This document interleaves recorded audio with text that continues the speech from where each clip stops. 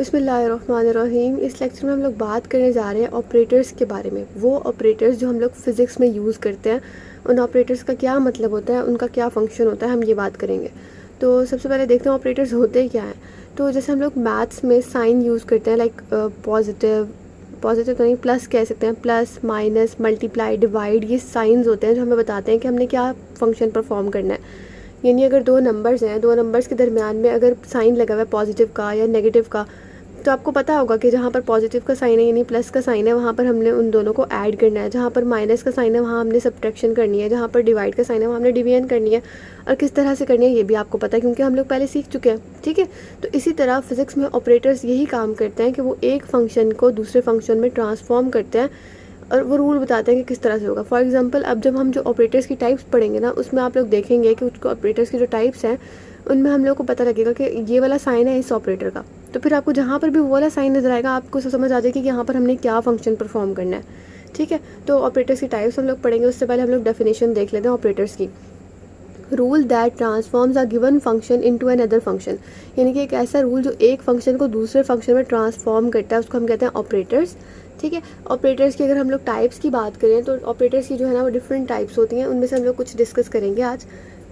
तो नेक्स्ट हमारे पास आएगा टाइप्स में जो ऑपरेटर की पहली टाइप है ना हमारे पास, वो है पोजीशन ऑपरेटर। ठीक है, पोजीशन ऑपरेटर क्या होता है इसके बारे में हम लोग बात करेंगे। पोजीशन ऑपरेटर जैसे नाम से ही पता लग रहा है कि पोजीशन को डिनोट करेगा। तो पोजीशन ऑपरेटर एक ऐसा ऑपरेटर होता है जिसको हम लोग एक्स के ऊपर कैप डाल के डिनोट करते हैं, कुछ इस तरह से। ठीक है, तो जहाँ पर भी आपको एक्स के ऊपर कैप नजर आए आपको समझ आ जाएगी कि यहाँ पर हम लोग पोजीशन ऑपरेटर की बात कर रहे हैं। और दूसरी बात क्या है कि ये ऑपरेटर्स वो होते हैं जो किसी भी पार्टिकल की पोजीशन को डिनोट करते हैं। ठीक है, तो इनकी डेफिनेशन में आप लोग लिख सकते हैं कि operators that corresponds to the position observable of a particle या to the position of a particle, यानी किसी भी पार्टिकल की पोजीशन को बता रहे होते हैं। और इनका काम क्या होता है, आपको कहीं पर ये अगर नजर आए तो इसका मतलब होता है कि आप मल्टीप्लाई करें एक्स को जो साथ टर्म दी गई है उसके साथ। फॉर एग्जाम्पल, अगर आपके पास एक एग्जाम्पल है कि एक्स है आपके पास और साई है और ये एक्स इस तरह से है, तो अगर आपको इस किस्म का कोई ऑपरेटर नज़र आ रहा है, पीछे चाहे कुछ भी लगा हुआ हो, इधर यहाँ पर साई भी हो सकता है, साई एक्स कैप और साई एक और लगा हुआ है, तो इस साई के बाद ये जो एक्स कैप लगी और साई लगा, इनका मतलब है कि आपने इन दोनों टर्म्स को मल्टीप्लाई करवाना है। ठीक है, तो पोजीशन ऑपरेटर आपको जहाँ पर भी नज़र आएगा ये वाला, ये जिस चीज़ के साथ लगा होगा इसका मतलब होगा कि उस चीज़ को आप एक्स के साथ मल्टीप्लाई करवा दें। ठीक, तो ये होता है हमारे पास पोजीशन ऑपरेटर। ये बहुत ईजी होता है, इस पर कोई जो है ना वो इतना कोई ख़ास ना चीज़ याद करने वाली और ना वो, बस आपने ये याद रखना है कि पोजीशन ऑपरेटर जो है हम उसको डिनोट करते हैं एक्स कैप से। और पोजीशन ऑपरेटर का मतलब होता है कि multiply the term by x. For example, अगर ये साई के साथ लगा हुआ है तो इसका मतलब है कि ये कह रहा है कि साई को मल्टीप्लाई कराओ एक्स के साथ। ठीक है, नेक्स्ट टाइप जो है हमारी वो है मोमेंटम। जो हमारे पास होता है ना मोमेंटम शो करता है पी कैप से हम उसको शो करते हैं मोमेंटम को, यानी कि पी के ऊपर अगर हम कैप लगा दें जहाँ पर भी आपको ये नज़र आएगी तो आप कहेंगे कि हम बात कर रहे हैं मोमेंटम के बारे में। और मोमेंटम का आप लोगों को पता है। उसके बाद एक जो मेजर चीज़ है ना, आपने यहाँ पर जो फार्मूला मेजर याद करना है वो आपने सिर्फ और सिर्फ मोमेंटम का फार्मूला याद करना है। ठीक है, क्वांटम मैकेनिक्स में या ऑपरेटर्स के अंदर जो पी का फार्मूला यानी कि जो मोमेंटम का फार्मूला होता है, अगर हम यहाँ पर पी एक्स लिखें तो ये होगा iota minus iota H bar D divided by D x. ठीक है, आपने सिर्फ और सिर्फ ये एक फार्मूला याद रखना है, आपके सारे के सारे ऑपरेटर्स खुद ही सॉल्व हो जाएंगे। ये एक अच्छा वाला मेजर फार्मूला है, इसको याद रखना है। क्या है? माइनस आयोटा एच बार डी ओवर डी एक्स। ठीक है, तो अब जहाँ पर भी आपको पी एक्स नज़र आएगा, फॉर एग्जांपल आपके पास कोई इक्वेशन है लाइक साई पी एक्स बार साई, तो इसका मतलब है कि साई दो साई के दरम्यान में पी एक्स बार की वैल्यू लिखेंगे, बार कह रही हूँ, पी एक्स कैप की वैल्यू लिखेंगे। तो ये किस तरह से लिखी जाएगी? इस तरह से लिखी जाएगी कि साई इसके अंदर माइनस आयोटा एच बार डी ओवर डी एक्स फिर एक और साई।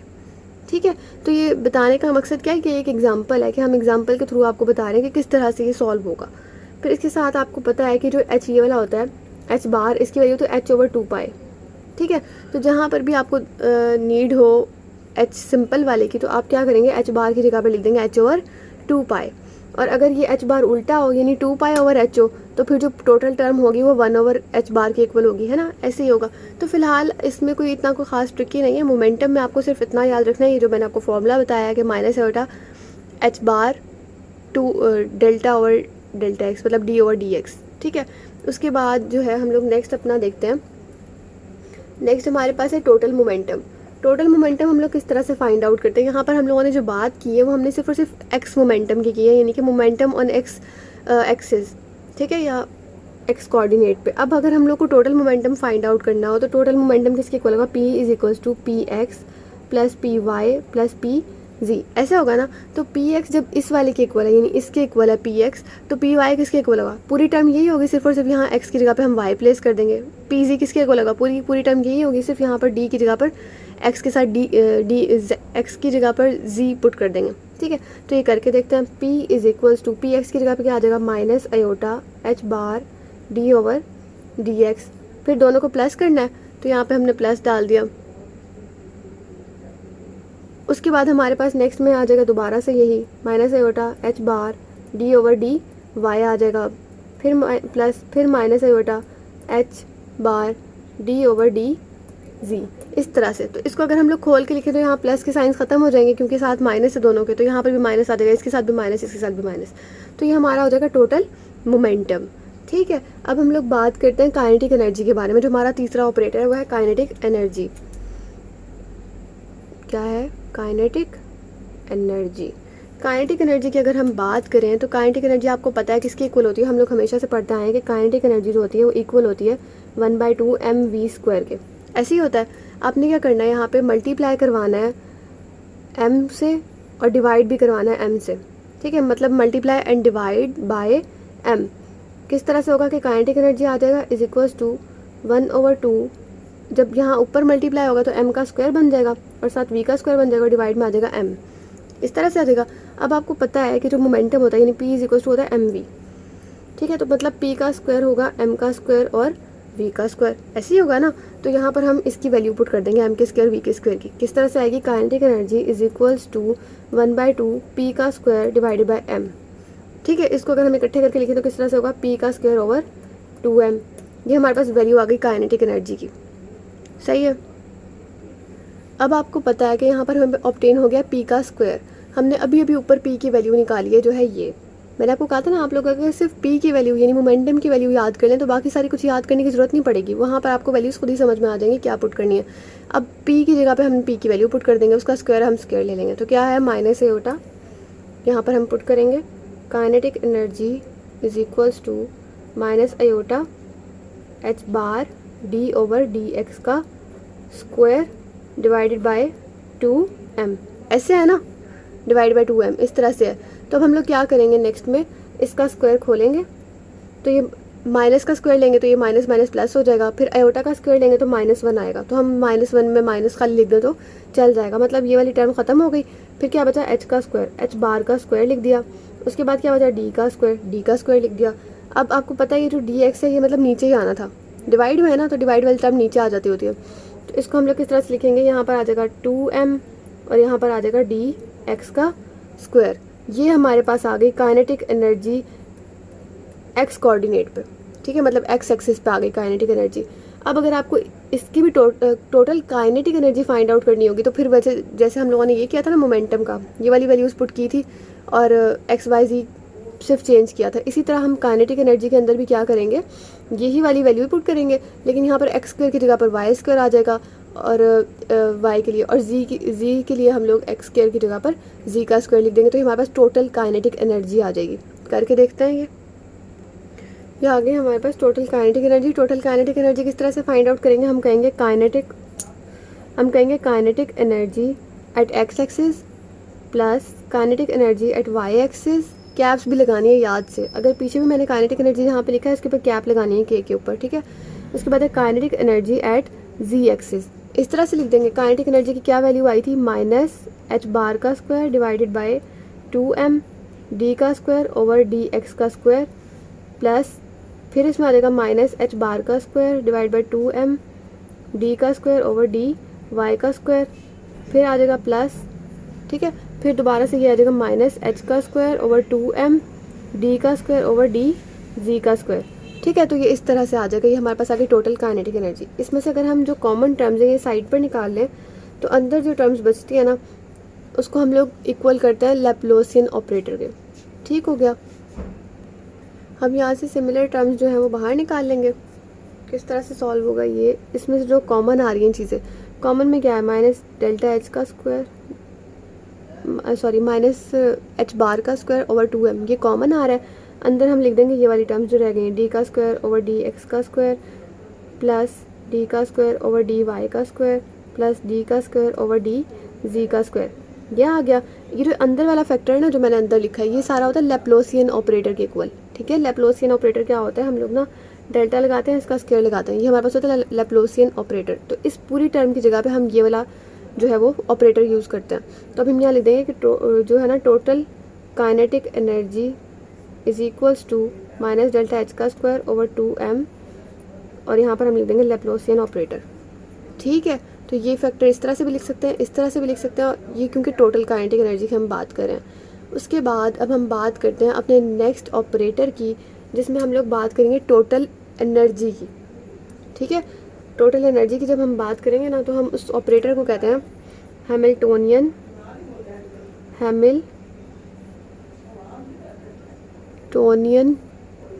ऑपरेटर।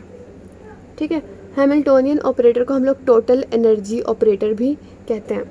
क्या कहते हैं, टोटल एनर्जी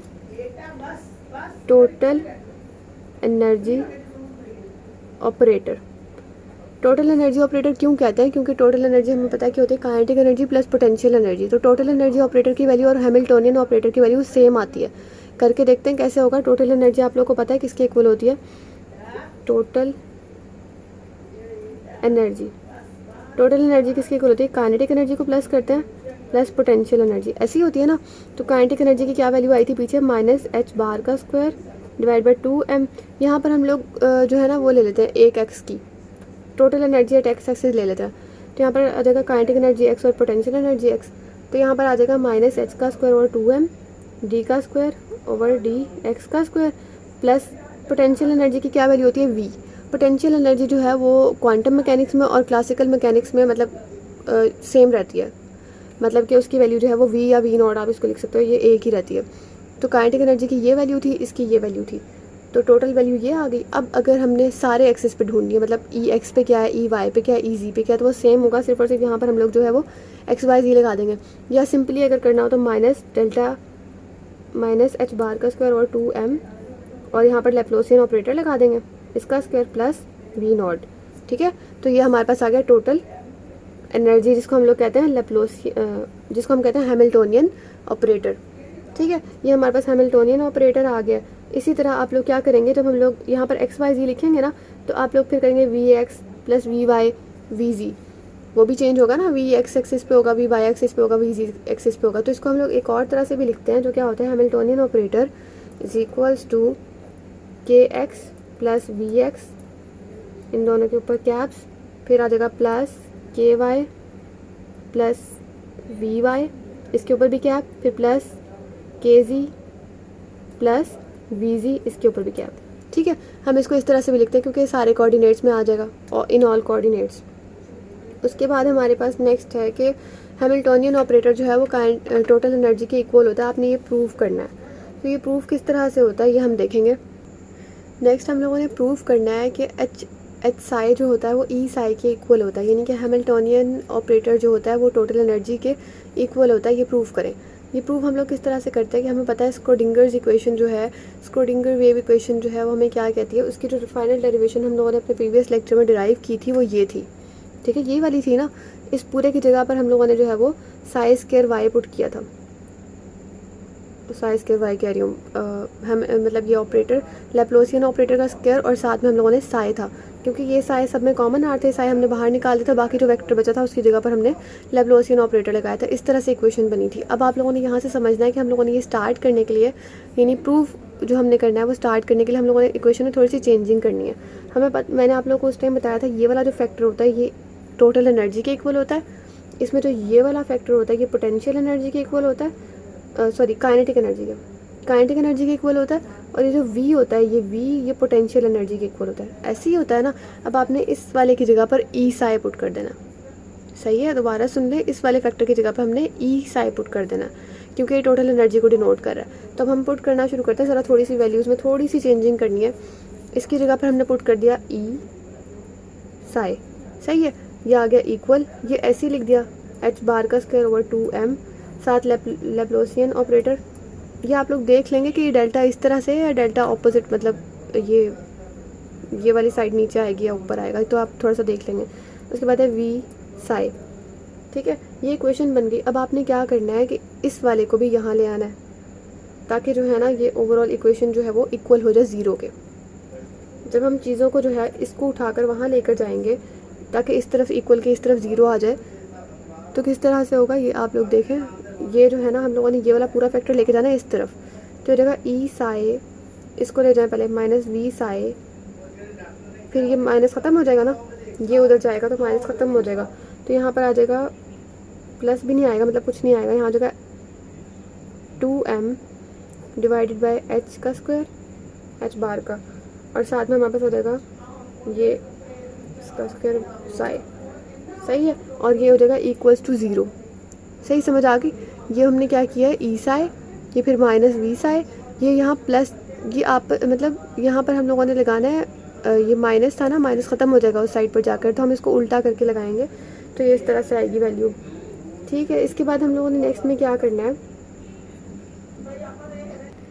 अब यहाँ तक हम लोगों ने जितना सॉल्व किया, ये मैंने सिर्फ आपको ये बताने के लिए किया कि हम लोगों ने इक्वेशन कहाँ से उठाई, इक्वेशन किस तरह से स्क्रोडिंगर इक्वेशन से चेंज होकर ये वाली इक्वेशन बनी। तो अब हम लोगों ने नेक्स्ट क्या करना है, ये आपको नज़र आ रहा है कि ई साई है माइनस वी साई है, इसको हम लोग ई माइनस वी और ओवरऑल साई लिख सकते हैं ना। यहाँ पर आ जाएगा plus 2m divide by H bar का स्क्वायर, और साथ ये Laplacian operator psi is equal to 0। इस तरह से हम इसको लिख सकते हैं। हमारी जो इस क्वेश्चन को सॉल्व करने की मेन यानी कि पहली इक्वेशन है ना, वो ये ऊपर से कोई नहीं है, ये मैंने आपको समझाने के लिए बताया। ये वाली इक्वेशन हमारी मेन इक्वेशन है। आपने जब ये क्वेश्चन शुरू करना है तो आपने यहाँ से शुरू करना है, क्योंकि इस क्वेश्चन को यहाँ से शुरू करके हम वापस पीछे को ही जाएंगे सॉल्व करने के लिए, कि हमने बताना है कि हैमिल्टोनियन ऑपरेटर के इक्वल आती है टोटल एनर्जी। तो आप लोगों ने याद रखना है, जब आप लोगों ने क्वेश्चन सॉल्व करने लगना है तो आप लोगों ने इक्वेशन यहाँ से स्टार्ट करनी है। ये हमारी पहली इक्वेशन होगी सॉल्यूशन की। लेकिन ये इक्वेशन कहाँ से आई, ये बहुत कन्फ्यूजन कॉज करती है कि हमने तो स्क्रोडिंगर में ये इक्वेशन पढ़ी नहीं थी, ये इक्वेशन कहाँ से आई। तो मैंने आप लोगों को ऊपर से बताया कि ये इक्वेशन इस तरह से डिराइव हुई। यहाँ तक आ गए हम। अब हमने इसको सॉल्व करना है। अब आप भूल जाए पीछे के हम लोगों ने किस तरह से आए हैं ऊपर तक, वरना आप कन्फ्यूजन कॉज हो जाएगी। अब हम लोगों ने यहाँ से देखना है कि हमारी फर्स्ट इक्वेशन, हमने इसको सॉल्व करना शुरू करना है। सॉल्व किस तरह से करेंगे आप लोग, कि जो है ना ये इसको हम लोग वापस उधर लेकर जाएंगे इक्वल के उस साइड पे, और ये वाला जो है ना इसको हम खोलेंगे। आपने भूल जाना कि पहले हमने क्या किया, बस हमने इक्वेशन डिराइव कर लिए। यहाँ से हमारा क्वेश्चन स्टार्ट हो रहा है। आप लोगों ने क्या करना है, ये वाला फैक्टर जो है ना इसको वापस लेके जाना है उस तरफ। तो क्या करेंगे कि यहाँ पर ये वापस जब जाएगा तो ये होगा E minus V psi is equals to, वापस वहाँ पर जाएगा तो ये होगा माइनस एच का स्क्वायर डिवाइड बाई 2m, और साथ में ये आ जाएगा लैप्लासियन ऑपरेटर, और साथ में जाएगा साई। सही है, यहाँ तक हमने कर लिया। अब आप चाहें तो यहाँ पर आप h की वैल्यू पुट कर सकते हैं। h की क्या वैल्यू होती है, h bar is equals to h over 2 pi, ये होती है ना। इसको अगर हम यहाँ पर पुट करें तो जगह h ओवर 2 पाई इसका स्क्वायर। जब इसका स्क्वायर हम खोलेंगे तो इसका स्क्वायर खोलेंगे तो यहाँ पर क्या आएगा, h का स्क्वायर, और ये 4 पाई का स्क्वायर नीचे चला जाएगा, और यहाँ पर 2m आ जाएगा साथ, और साथ में ये लैप्लासियन ऑपरेटर ये 0। इसी तरह यहाँ पर क्या हो जाएगा, ई साई माइनस वी साई। ठीक है, अब ये 4 को मल्टीप्लाई कराएंगे तो क्या बन जाएगा, यहाँ पर ई साई रखें इज इक्वल टू एच का square over 8 pi square m psi का square y plus V Y. आ गया। अब अगर आपको याद हो कि जो हम लोगों ने टोटल एनर्जी की अभी डेरिवेशन निकाली है वो यही थी। ठीक है, टोटल एनर्जी की डेरिवेशन यही थी, और यही वाली चीज़ जो है ये इक्वल है, ये जो ये वाला फैक्टर है ना ये इक्वल है हैमिल्टोनियन ऑपरेटर के। तो हमने यहाँ से प्रूव किया कि इससे अगर हम साई बाहर निकाल दें, कॉमन ले लें साई को, इस तरह से एच का square over 8 pi square m Hamiltonian operator का स्क्वायर, सॉरी लैप्लासियन ऑपरेटर का स्क्वायर प्लस v, ये वाला फैक्टर जो है ये h के इक्वल है। ठीक है, ये फैक्टर जो है ये h के इक्वल है, h कैप हमने इस तरह से लिखा। अब हमने लिखा कि ये वाला फैक्टर जो है इसके इक्वल है। अब आंसर आ गया E psi is equal to H psi. ठीक है, ये हमारा प्रूव हो गया। नेक्स्ट हमारे पास है आइगन ऑपरेटर, आइगन वैल्यू और आइगन फंक्शन। ये क्या होता है, ये हम लोग इस तरह से देखेंगे जैसे हम लोग डेरिवेटिव नहीं लेते, डबल डेरिवेटिव लेते हैं किसी चीज़ का, ये उस तरह की वाली सेंस में आएगा। मतलब अगर हम देखेंगे इसका डेरिवेशन लेके देखेंगे, अगर तो डेरिवेशन में जो दो कंडीशन है वो फुलफिल हो रही हैं तो हम कहेंगे हाँ ये है आइगन ऑपरेटर और वैल्यू और फंक्शन, और अगर नहीं हो रही तो हम कहेंगे नहीं है। अब वो दो कंडीशंस क्या हैं? पहली कंडीशन ये है कि जब हम डेरिवेटिव लेना तो जो आंसर आए यहाँ पर, जैसे यहाँ पर 4 लिखा हुआ है, वो एक रियल नंबर हो, उसमें इमेजिनरी पार्ट ना हो।